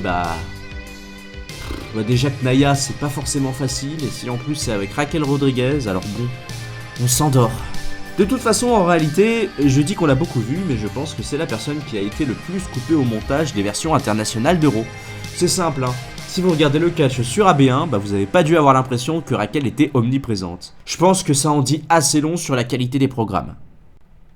En numéro 20, par contre, voilà quelqu'un qui fait de la qualité. C'est Drew McIntyre. Alors attention, je dis qualité, oui, mais il y a quand même eu des disparités dans son année. Le début, j'en ai déjà parlé, il y a eu l'alliance avec Sheamus, qui a pas donné grand chose, mais qui a permis de préparer le match pour Mania. Donc je l'ai déjà dit, meilleur match de l'année pour moi, tout ça. Après Mania, petite pause, puis tentative d'alliance avec Riddle, avortée pour cause du licenciement de celui-ci, mais honnêtement, tant mieux. Parce que je pense que ça n'aurait rien donné de bon. Au lieu de ça, Drew, il va arriver à Raw et se retrouver avec un certain Jey Uso, à qui il en veut beaucoup. Très beaucoup même, hein. Pour le contexte, bien sûr, Drew McIntyre avait eu la chance de sa vie à Clash of the Castle en 2022 contre Roman Reigns, chez lui pour le titre indisputé, mais la Bloodline, dont Jey Uso, qui à l'époque n'avait pas encore quitté celle-ci, lui avait coûté le match, et Drew n'a jamais pu pardonner ça. Donc le gros seum, le gros seum pour Drew McIntyre, qui voulait absolument sa vengeance. Mais tous les gentils des vestiaires ont tenté de le dissuader en lui expliquant que Jey il avait changé, que c'était le passé, qu'il fallait tourner la page, mais Drew, lui, non, il a jamais écouté personne, il en a voulu à Jey, et il le veut toujours d'ailleurs. Cette situation, ça va beaucoup le frustrer, parce qu'il n'aura pas sa vengeance tout de suite, et Drew, va peu à peu nuancer son personnage et tomber petit à petit dans le côté obscur, tout en restant à la limite à chaque fois pendant plusieurs mois. C'était une super période pour son personnage qui a été d'une parfaite ambiguïté. Entre-temps, il se rapprochera de Seth Rollins pour avoir une opportunité au titre à Crown Jewel, opportunité qu'il perdra et qu'il fera encore un peu plus sombrer dans la colère et la haine. Cette colère va le mener à rejoindre le Judgment Day pour les War Games contre Cody, Orton, Zayn, Rollins et Jey Uso, sous prétexte de pouvoir enfin avoir Jey et se venger. Il va perdre, ce qui va le rendre encore plus chafouin, et au final il finira par tourner heel en tabassant Jey Uso et surtout Sami Zayn qui tentait de le raisonner. A partir d'ici, Drew commence vraiment à craquer et il semble de plus en plus dans le côté heel de la balance. Difficile de tout résumer en détail, mais globalement c'est ce qui s'est passé. Donc un personnage qui a beaucoup évolué, qui a eu énormément de substance et qui nous a créé une des meilleures storylines personnelles à Raw. Ce personnage frustré de Drew qui est encore déçu d'avoir été le champion à une période où il n'y avait pas de public et qui se sent volé, trahi, lésé et qui est aveuglé par la haine et qui se détruit petit à petit, c'est vraiment brillant. La peur est le chemin du côté obscur. La peur mène à la colère mène à la haine mène à la souffrance. Si Drew avait eu un début d'année un peu plus intéressant, il aurait été bien plus haut dans la liste. En tout cas, cette histoire, elle n'est pas terminée. Et Drew, je sens qu'en 2024, il va se passer de grandes choses. En 19ème position, l'impératrice de demain, Asuka. Alors Asuka, j'en ai déjà pas mal dit. Mais en plus de ça, elle participe au Royal Rumble et surtout elle gagne l'Elimination Chamber dont j'ai parlé plein de fois, mais dont je n'avais pas encore annoncé la gagnante. Ce qui lui permet de se retrouver à WrestleMania pour nous donner une énorme clim en perdant contre Bianca Belair. Faut dire qu'à ce moment-là, ça faisait 1 an que Bianca était championne et ça commençait à être un petit peu long. Mais elle n'en démord pas et à Night of Champions, 2 mois plus tard, elle récupère le titre enfin à Bianca. Donc forcément, cette histoire ne s'arrête pas là entre elles vont se chercher des noises pendant tout ce temps et puis au final, à SummerSlam, Bianca va récupérer son titre dans le triple menace avec Charlotte qui s'était incrustée. Donc encore une grosse clim, mais vous le verrez un petit peu plus tard, de très courte durée. Après ça, Asuka elle a une petite rivalité avec Io Sky, ce qui donnera un match de championnat qu'elle va perdre, et elle finira par rejoindre les Faces contre le Damage Control. Sauf qu'en fait, c'était un piège.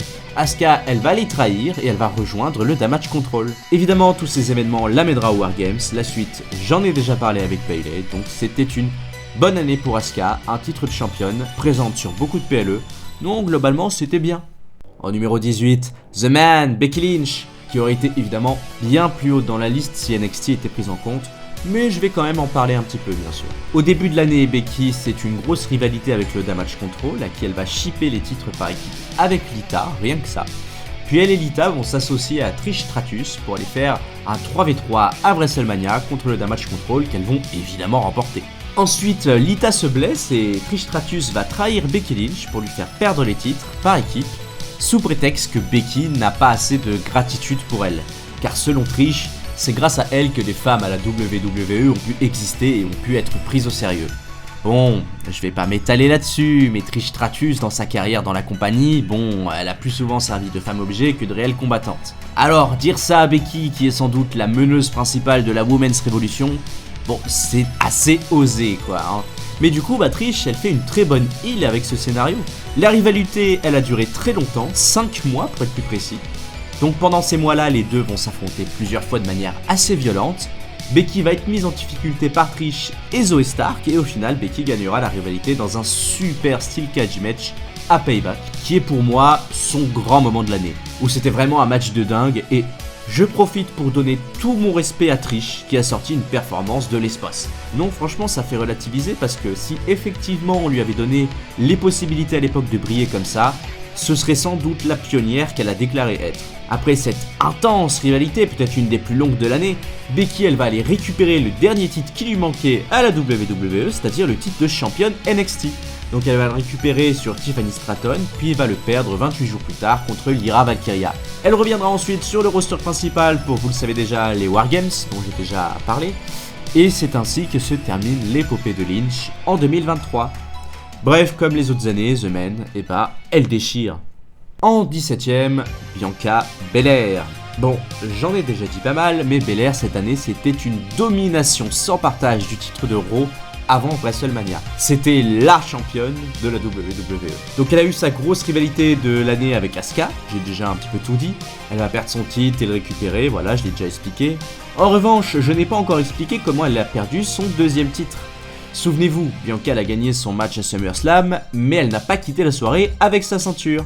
Et oui, parce que Io Sky, gagnante du Money in the Bank, a instantanément cash in sur elle pour récupérer le titre. Ce qui a été une grosse revanche vis-à-vis de sa défaite à Backlash quelques mois plus tôt, dont je n'avais pas encore parlé, qui avait été une énorme grosse clim encore une fois. Même tout le public était pour Io, alors que c'était censé être la heel de l'histoire.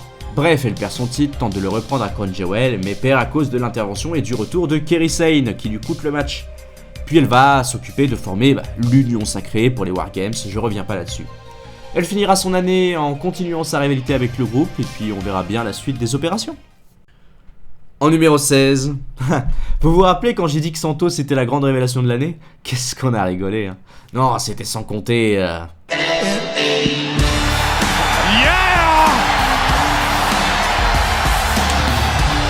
Listen to this place!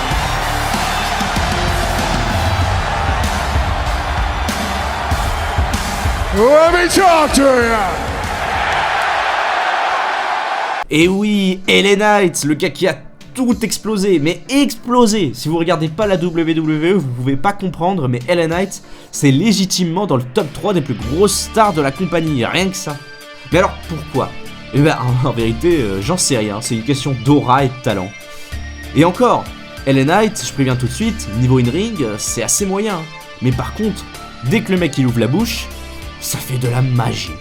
Alors comment Loire-Atlantique Chevalier est passé de no-name à superstar en un an? Je vais tout vous expliquer. Bon, alors déjà au début c'est important de noter que LA Knight, à la base, il était heel. Alors faut savoir qu'il est arrivé sur le roster principal assez tôt, mi-2022 en tant que manager, et le gars a rien fait pendant genre 6 mois. Fin 2022, il fait ses tout premiers matchs et se retrouve assez vite en haut de la mid-card. Et au Royal Rumble, il affronte Bray Wyatt dans un pitch black match. C'est difficile à dire, un pitch black match qu'il va évidemment perdre. Mais c'était assez original, bon, même si le match il a été porté par Bray Wyatt. À ce moment-là, c'est encore un no-name. Il commence une rivalité contre le New Day, rivalité qu'il va perdre au final d'ailleurs, ce qui est assez marrant quand on considère la suite. Il n'aura pas de route pour WrestleMania, se retrouvant dans la bataille royale d'André le Géant.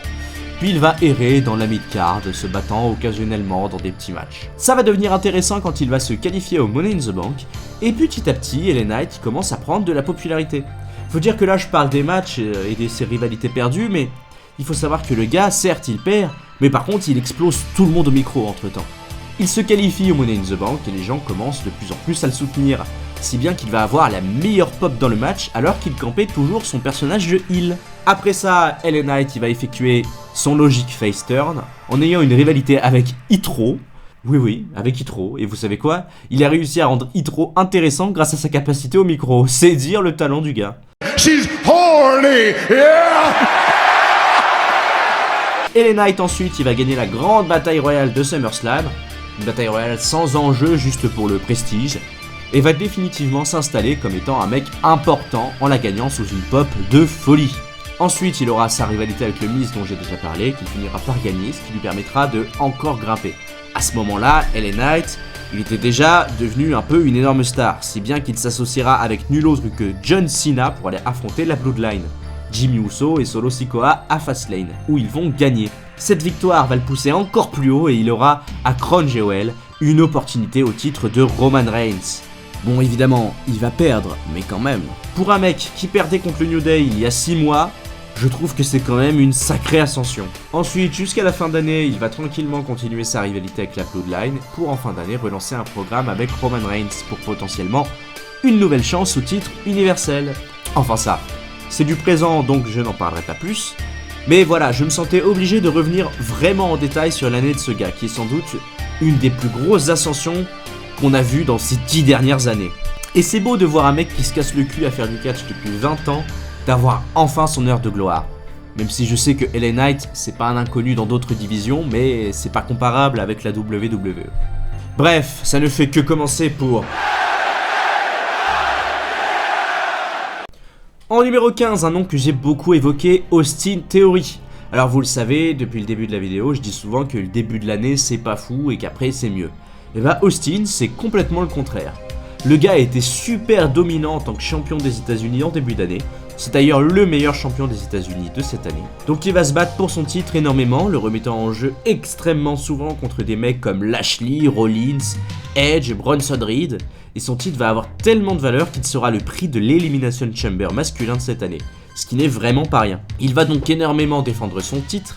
Il le fera aussi à WrestleMania où il défendra avec succès contre John Cena. Après Mania, il continuera d'être le dominator en défendant contre Sheamus, Jey Uso au sommet de sa forme. Et finira, comme vous le savez, par perdre son titre contre Rey Mysterio. Donc il aura défendu au total 9 fois son titre en 8 mois cette année. Ce qui est vraiment une énorme performance. Par contre, une fois le titre perdu, Austin, c'est vrai que ça devient un petit peu moins intéressant. Il a une association avec Grayson Waller qui est efficace, mais qui ne donne pas vraiment de grands moments. Et il va tenter de retrouver son titre sans jamais y parvenir. Il va quand même se lancer dans une rivalité notable avec Kevin Owens, qui n'est pas si mauvaise que ça. Mais voilà, grosse perte de vitesse, Pour vous donner une idée, Austin Theory en août, c'était le numéro 4 du classement. Et puis il a complètement dégringolé. Donc oui, il a perdu en vitesse, mais ça reste quand même un gros poisson de SmackDown. En numéro 14, l'avant-dernière femme du classement, c'est Io Sky. Et ben j'ai quasiment déjà tout dit. Voire tout, déjà, en fait. Hein.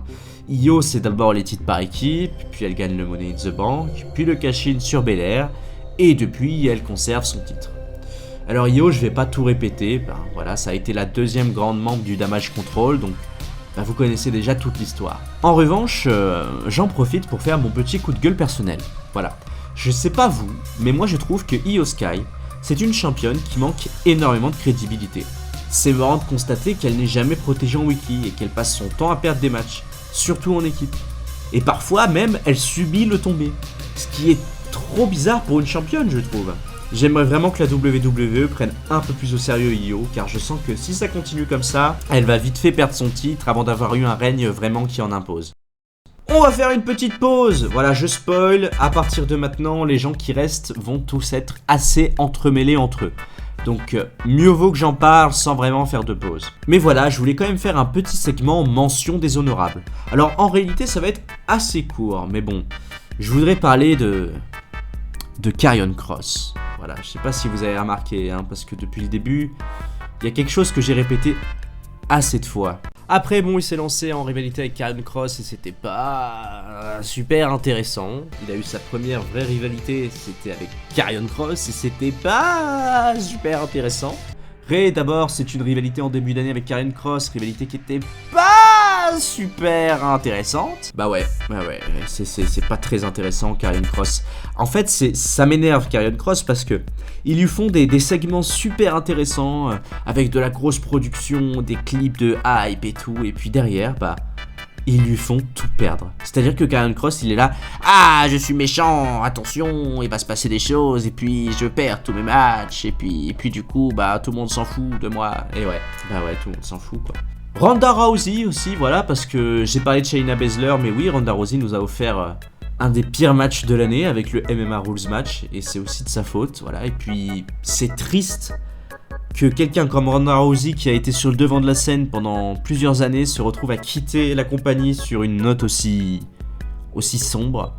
Donc voilà, grosse contre-perf de Ronda Rousey cette année. Ensuite, petite mention pour Alba Fire et Isla Dawn. Voilà, c'est qui Alba Fire et Isla Dawn ? Exactement.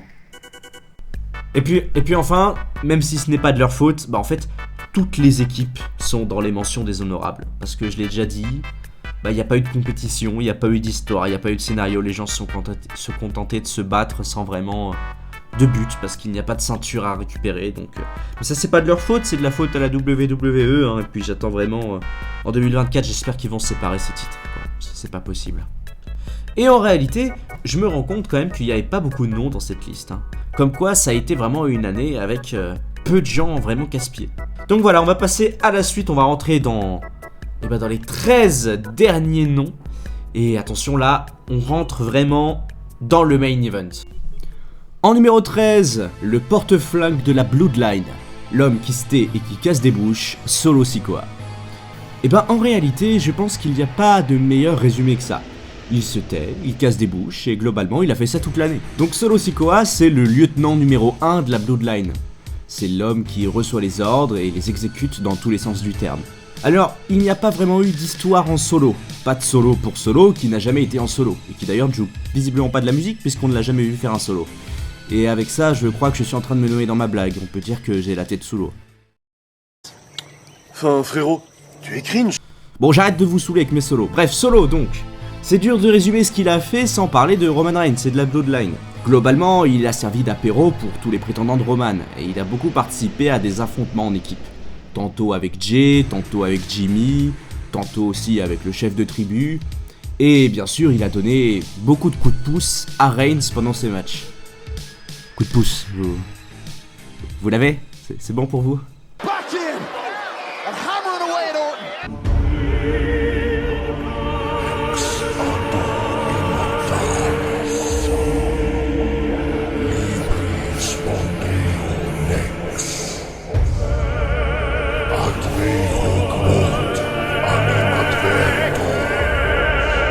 En vérité, je ne vais pas trop parler de lui, parce que si je le fais, j'aurai plus rien à dire sur Roman. Dites-vous juste que Solo, c'est un petit peu le sous-boss avant le boss. Je pense que c'est une description tout à fait adéquate. Alors il est très haut dans la liste parce que même s'il ne parle jamais, ce qui est parfois quand même un petit peu relou en vrai. Il parle pas, il bouge pas, fait la gueule tout le temps. Dès qu'on lui fait une remarque, il lève les yeux au ciel. Tiens, voilà. Il a énormément eu de matchs. Il a beaucoup fait de main event, d'apparitions en PLE. Donc oui, il a accumulé vraiment énormément de points de manière, on va dire, un petit peu passive. Donc je reviens pas sur ses rivalités puisqu'il n'y en a eu que par procuration. On en parlera un peu plus longuement avec Roman. Sauf peut-être une rivalité qui a mené à son grand moment perso de l'année, c'est sa rivalité avec John Cena qui s'est conclue à Crown Jewel lorsque Solo Sikoa a massacré, mais il n'y a pas d'autre mot, il a massacré John Cena dans un moment lunaire qui m'a un petit peu rappelé pour les anciens le choc Lesnar-Cena à l'époque. Donc c'était assez choquant de voir le grand John Cena se faire démolir comme si de rien n'était. C'était quand même un gros événement et je ne pouvais pas le garder sous silence. En numéro 12, ça va être assez difficile d'en parler, mais c'est Jimmy Uso. Et parler de Jimmy Uso sans parler de Jay, c'est sûr que c'est compliqué. Sauf que les deux, finalement, ils n'ont partagé leur année que pendant 7 mois, et après, ils se sont séparés. Donc ce que je vais faire, c'est que je vais parler de Jay et Jimmy en équipe maintenant, quand ils étaient ensemble, et j'arrêterai lorsqu'ils se seront séparés. Alors Jimmy et Jey Uso, en début d'année, c'est évidemment les champions à disputer par équipe de la WWE. Donc ils défendent leur titre assez souvent contre plein d'équipes qu'ils mangent à chaque fois, assez facilement, donc Hitro, Ricochet, Strowman, les Street Profits, etc., etc. Tout va bien dans le meilleur des mondes et la Bloodline est solidaire et heureuse jusqu'au Royal Rumble où un événement gravissime va fêler la Bloodline. J'en parlerai plus tard, mais partez du postulat qu'à partir de ce moment, c'est un petit peu le début de la fin pour les champions. À partir de là, donc, les Usos se mettent à douter, mais restent ensemble comme ils le peuvent. Ils vont continuer à soutenir leur chef de tribu malgré tout, et vont développer dans le même temps une très intense rivalité avec Kevin Owens et Sami Zayn, qui va se conclure à WrestleMania où ils vont perdre les titres, dans le premier main event de Mania pour des titres par équipe de l'histoire. J'en parlerai un petit peu plus en détail plus tard aussi. Évidemment, donc c'est la merde, voilà, ils perdent leurs titres et n'arrivent plus à les récupérer. Et dans le même temps, Roman Reigns, en tyran qu'il est, leur met la pression pour récupérer les titres. Et devant leur échec, les Usos subissent humiliation après humiliation de la part de leur chef. Ce qui va mener à Night of Champions, à la fracture complète de la Bloodline. Lorsque Roman Reigns et Solo Sikoa affrontaient Kevin et Sami pour les titres, et que par frustration et par envie de se libérer du joug toxique de leur chef, qui leur faisait vivre un véritable enfer, Jimmy Uso va faire ça.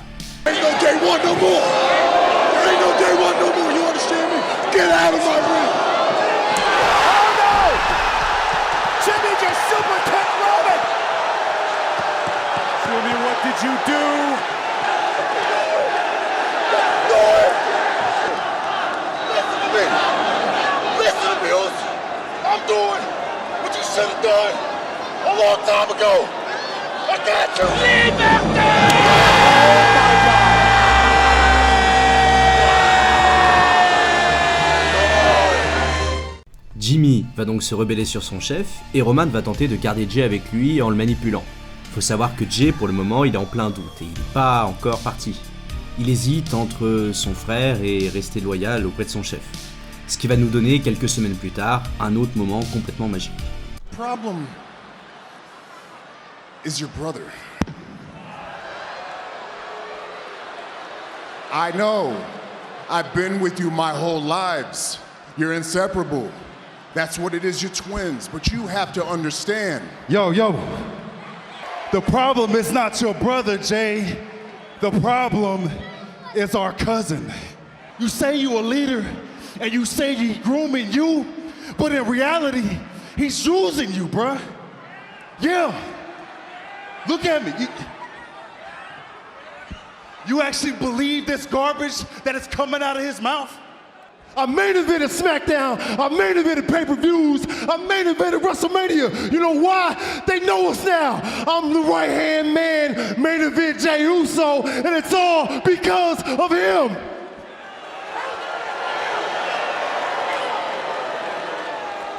So guess what? You out.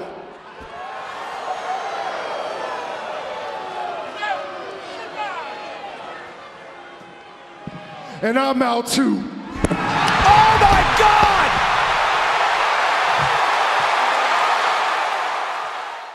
Après ça, Jay et Jimmy vont affronter Roman et Solo à Money in the Bank, et dans un moment historique, ils vont gagner, en faisant 2 sur 3 le tombé sur Roman, ce qui n'était pas arrivé depuis plus de 3 ans. Après ça, les Usos deviennent vraiment les top babyface de la compagnie. Ils jouissent d'une popularité sans pareil. Mais malheureusement, Jimmy se fait encore agresser par Roman et Solo et se fait blesser et est forcé de s'absenter. Jay, qui était en mode Tu as tué mon frère Shita. Tu vas mourir. Terminus Ario pour des identités. Plaît-il? il décide d'affronter Roman à SummerSlam dans un match avec un nom très particulier. This is tribal combat now.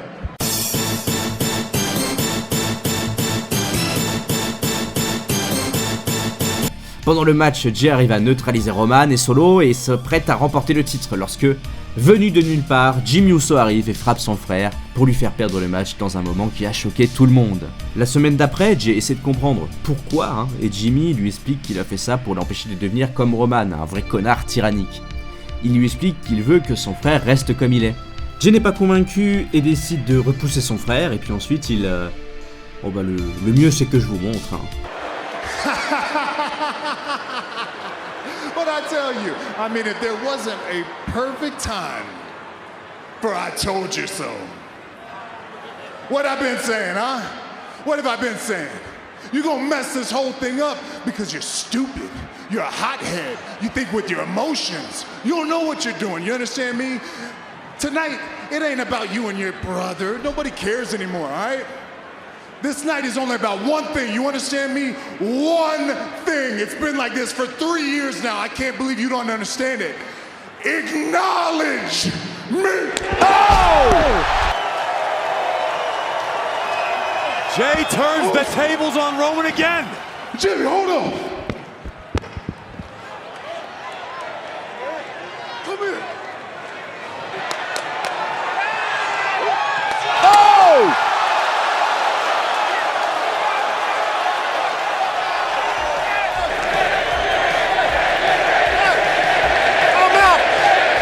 The bloodline. I'm out of SmackDown. I'm out of WWE.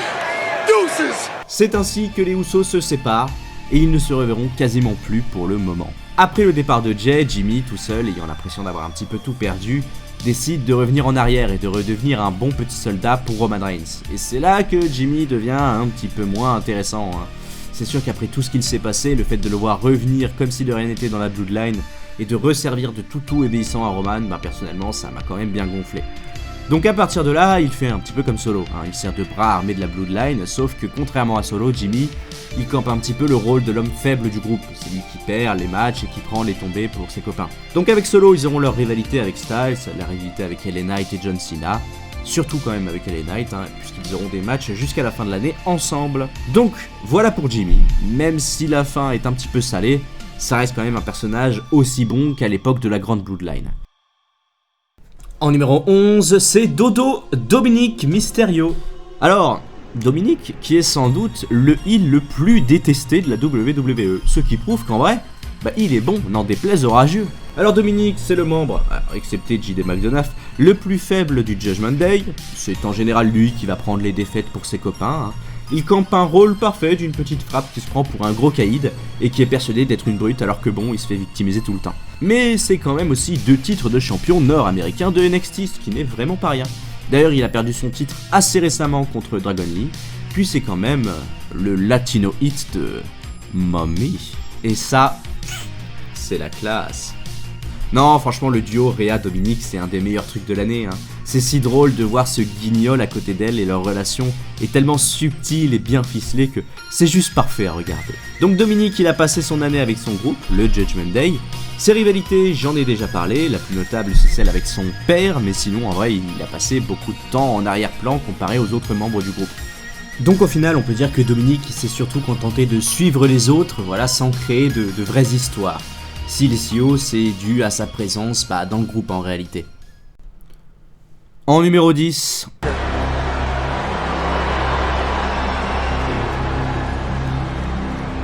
Ladies Ladies and gentlemen, your Intercontinental Champion, the Ring General, Gunther.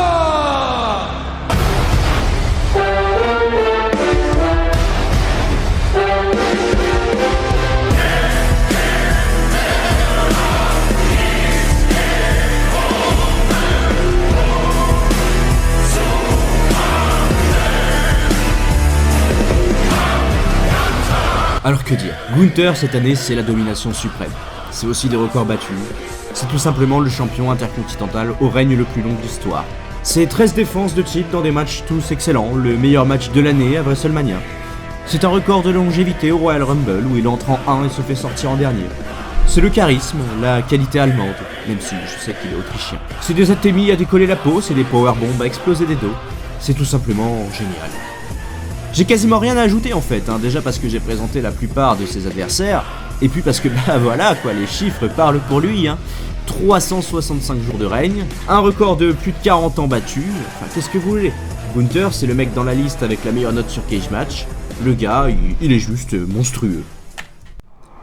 En numéro 9, il est là, alors on lève le doigt et on reconnaît le chef de tribu, Roman Reigns. Alors, pas beaucoup de matchs pour Roman cette année, seulement 7, ce qui fait qu'il n'est que, entre parenthèses, puisque c'est quand même haut, 8ème dans la liste.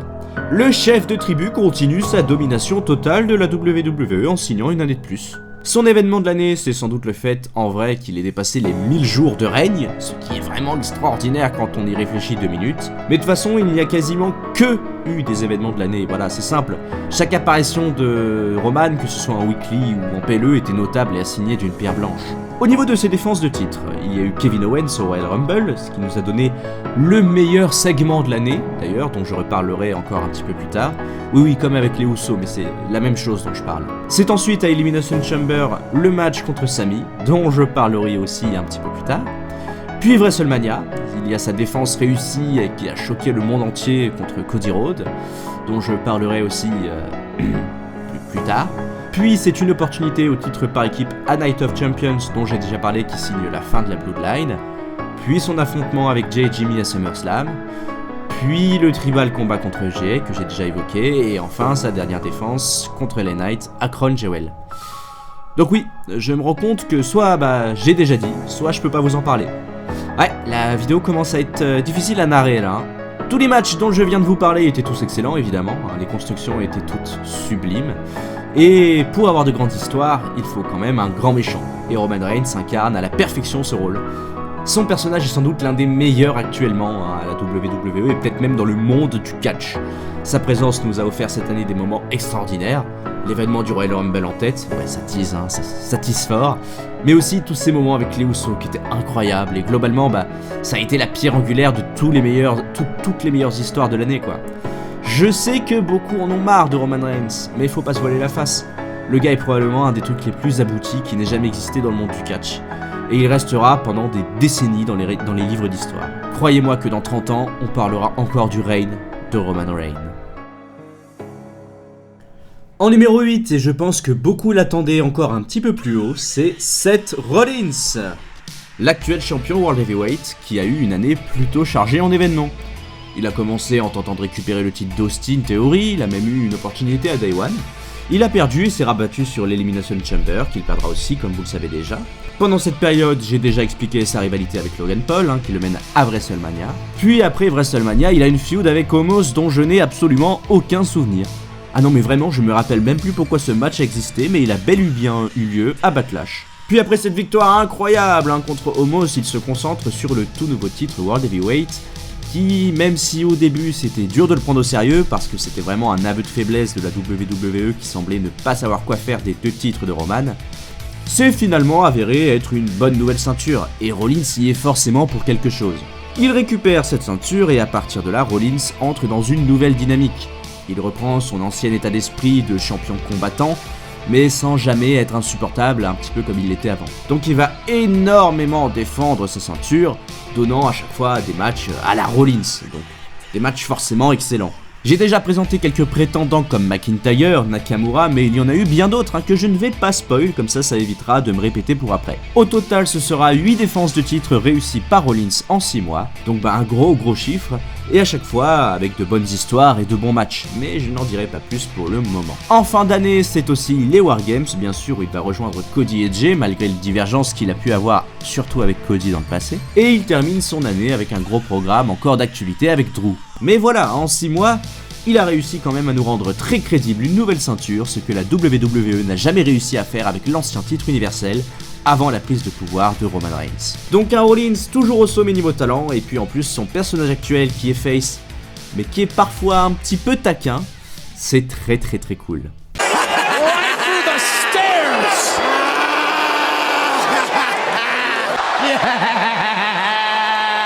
That was Seth Rollins.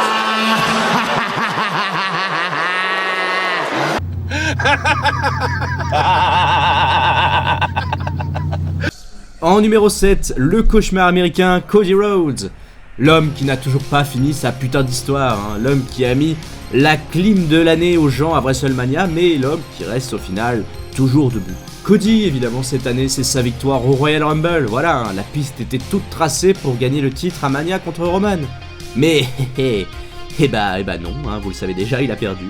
Alors, pour ceux qui n'ont vraiment rien suivi, une petite mise en contexte s'impose. Pourquoi est-ce que c'était vraiment invraisemblable qu'il perde à WrestleMania ?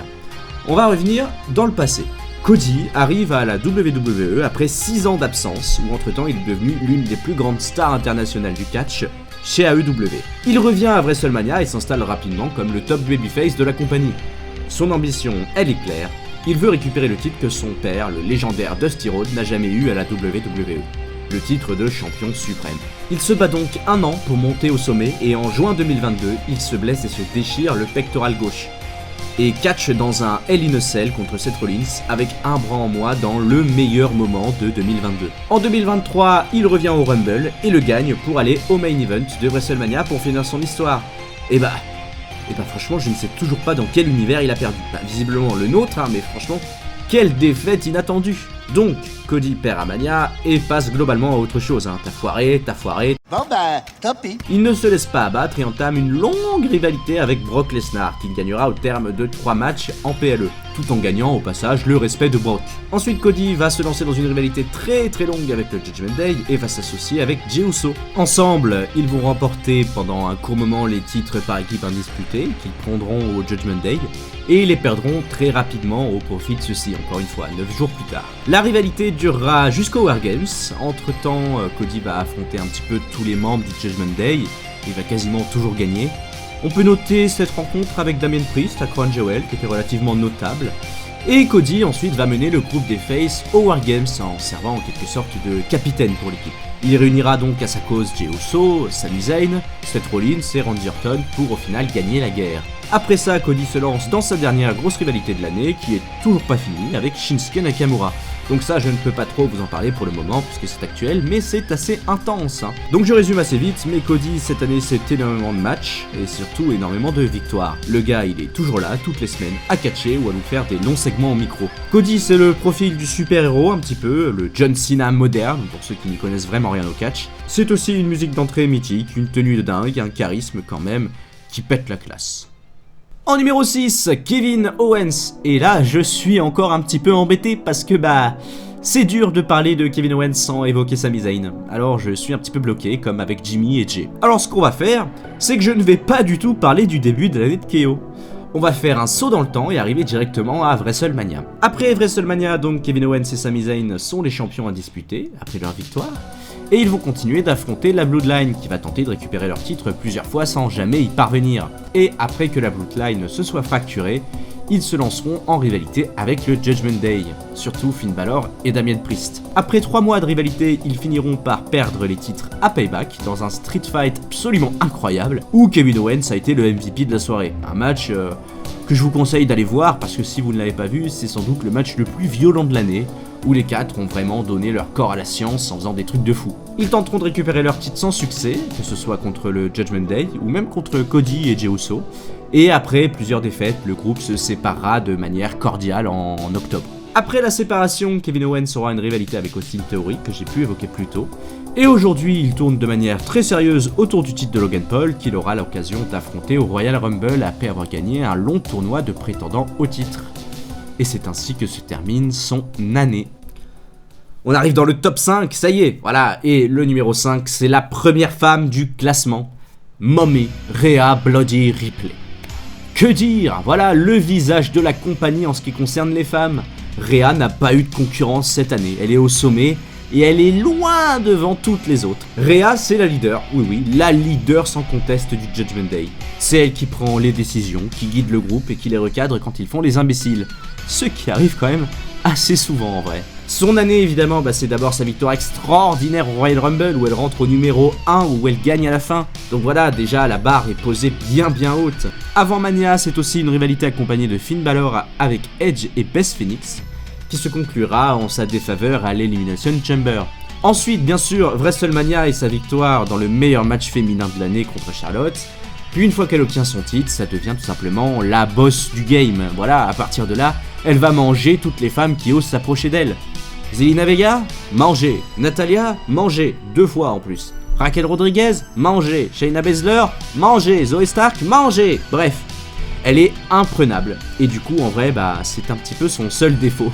Quand Rhea met son titre en jeu, on a l'impression qu'elle n'a aucune chance de perdre. Donc, il n'y a jamais un gros suspense. Évidemment, en plus de ça, elle va se mêler beaucoup aux histoires des hommes en soutenant et en manipulant tout le monde pour aider son groupe. Et elle va être omniprésente à Raw. Enfin, pour résumer, Rhea, c'est la meilleure. En numéro 4, le Jey, le Uso, le Yeet. Yeet! Come on, man! Come on, man! Alors, bon, j'ai déjà expliqué son début d'année, tout pareil que Jimmy, mais il faut se dire que c'était vraiment lui le personnage principal de toute cette histoire. Je vais pas tout redire, si vous avez oublié, vous revenez en arrière. Parlons plutôt d'après la séparation. Après s'être séparé de Jimmy, il faut comprendre que Jey était et est toujours à l'heure actuelle extrêmement populaire. Il suffit de voir une de ses entrées pour s'en rendre compte, il génère une pop de folie.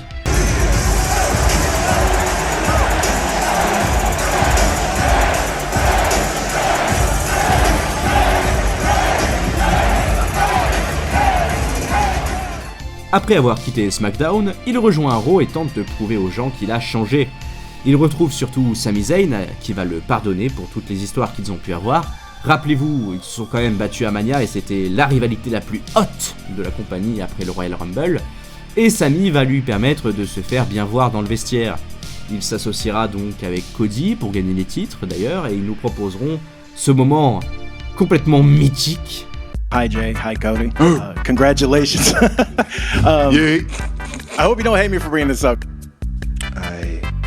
I wish you had asked an easier question. I'm sorry. I don't know. Ask Jay. Jay, where are we at in the story?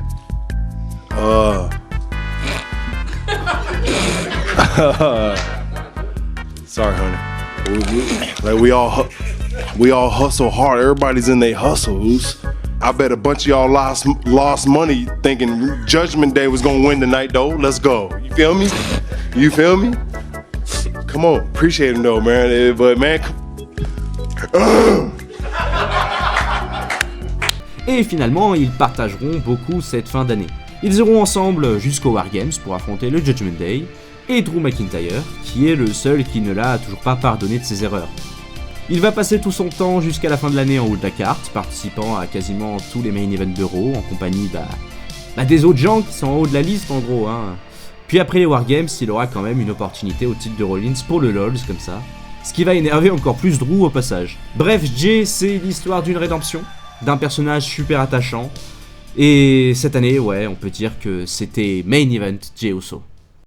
Numéro 3, le numéro 3, c'est Finn Balor. Bah oui, vous vous doutez que le Judgment Day allait être en haut de la liste. Finn Balor, c'est dur d'en parler sans son partenaire, donc vous connaissez la chanson, on parlera de son épopée en équipe un petit peu plus tard.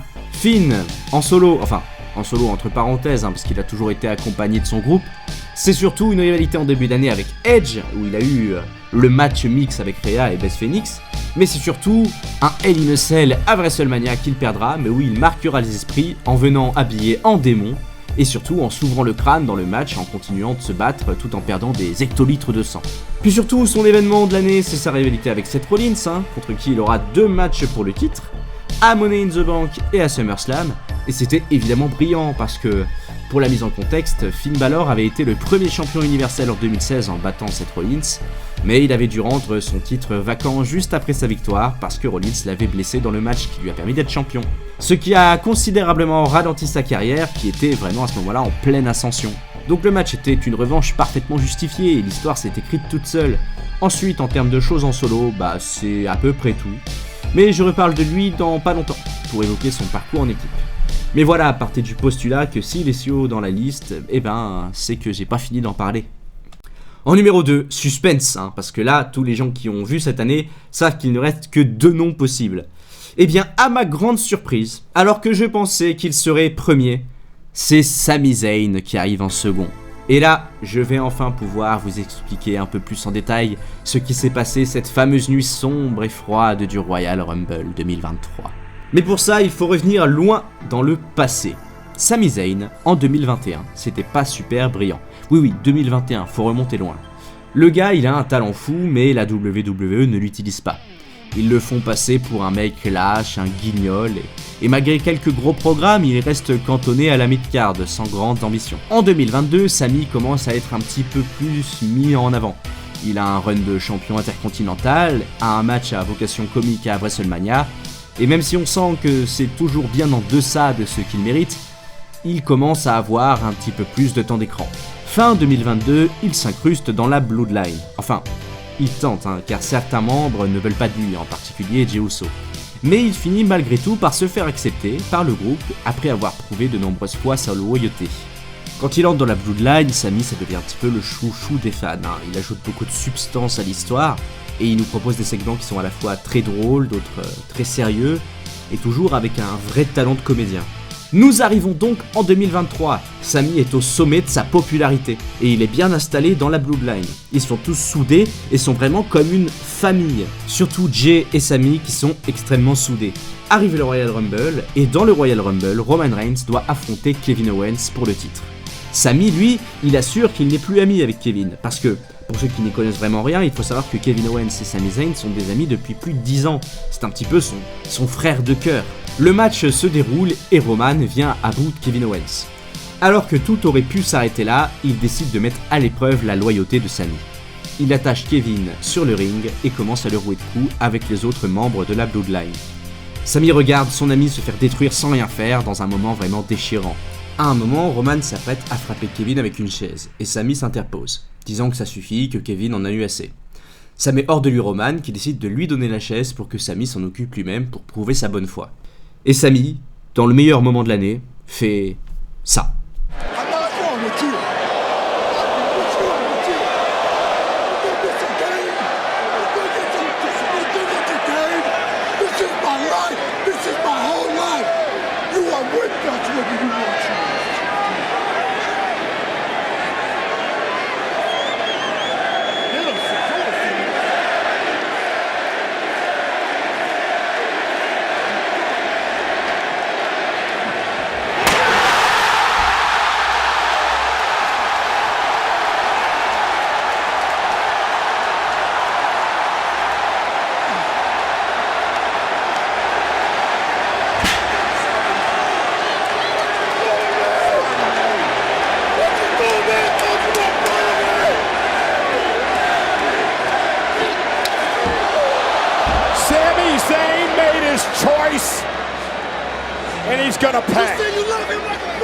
Quel moment de dingue!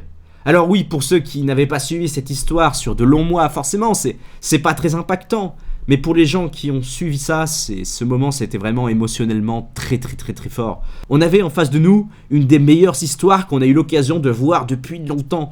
Je sais que pour les non-initiés, ça semble rien, mais croyez-moi, pour tout fan, ce moment, il restera gravé dans nos mémoires pendant des années. Donc, reprenons, parce que ce n'est pas terminé. Après cette agression sur le chef de tribu, Sami se fera démolir et sera expulsé de la Bloodline. Et il aura l'occasion de se venger à l'Elimination Chamber dans le deuxième meilleur match de l'année pour moi, contre Roman Reigns pour le titre, chez lui à Montréal, sous une des plus grosses pop que j'ai jamais eues. Alors le match il était parfait, la foule, la tension, l'action dans le ring, c'était vraiment un moment suspendu dans le temps. Les Québécois étaient prêts à faire une émeute dans la salle, Sami qui se bat comme un lion et Roman qui incarne encore à la perfection son rôle de roi des connards. Non, c'était super. Après ce match et sa défaite, Sami va tenter de faire la paix avec Kevin Owens. Kevin Owens va d'abord l'envoyer se faire voir, mais à force de patience et de moments où les deux vont un petit peu se croiser, Kevin va pardonner Sami dans encore un des meilleurs moments de l'année.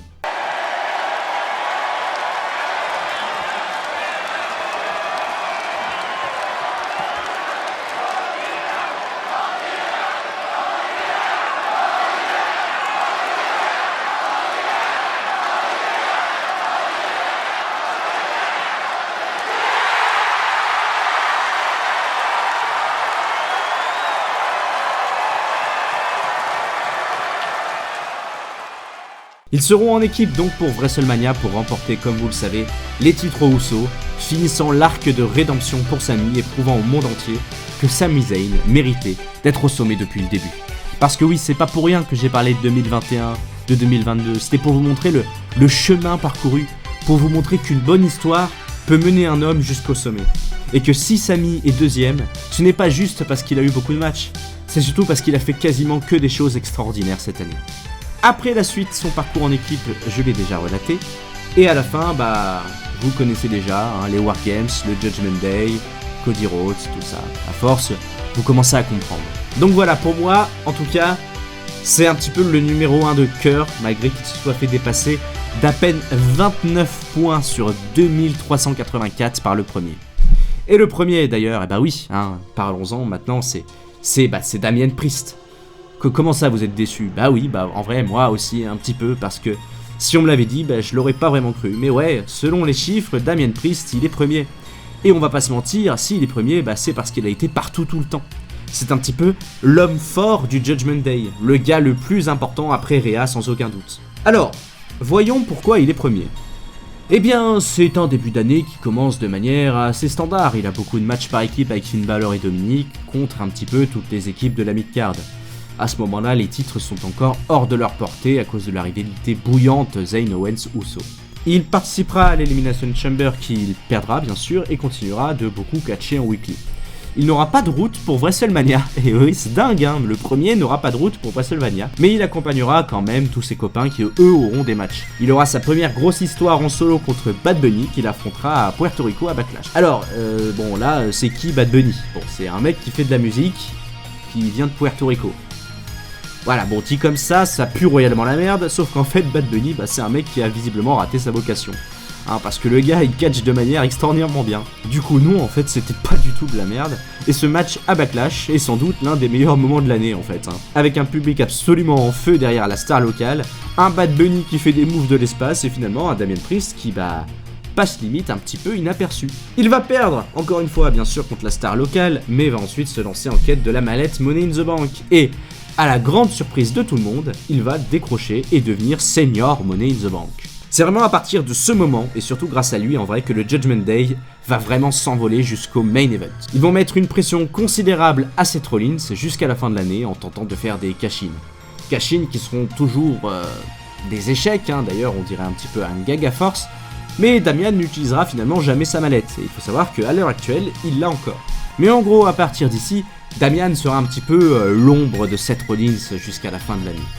En parallèle, lui et Finn Balor vont remporter les fameux titres par équipe en ayant la rivalité avec Zayn et Owens et vont ensuite les perdre et les récupérer auprès de Cody et Jey Uso. A partir de ce moment-là, il faut se rendre compte de ce à quoi ressemble le Judgment Day. C'est un titre majeur sur Rhea, 4 ceintures par équipe, un titre sur Dominic et la mallette Money in the Bank. À ce moment-là, le Judgment Day se place comme étant le groupe le plus dangereux et dominateur de la WWE. La suite des opérations pour Damian, j'ai déjà globalement tout dit. Il affrontera Cody à Crown Jewel et participera aux Wargames tout en continuant de défendre ses titres par équipe avec Finn Balor. Donc voilà, c'est sûr que c'est un petit peu le sel, d'avoir un gars en provenance d'un groupe en première position, mais en fait, Bah si vous prenez du recul, le numéro 1 de la liste, ce n'est pas Damien Priest. C'est le Judgment Day tout court. Voilà, c'est eux les boss du game. Mais je pouvais décemment pas les mettre ensemble.